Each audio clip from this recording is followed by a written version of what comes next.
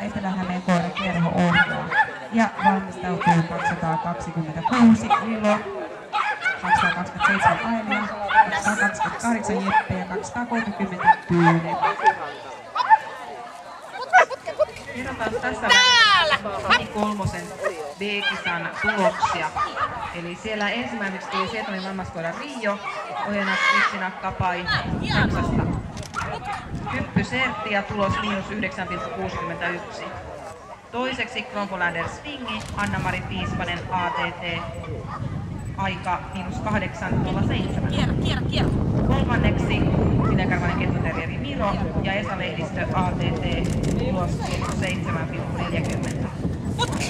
Eli kolmosessa tuli yhteensä 12 alle ihanneajan olevaa nollaa.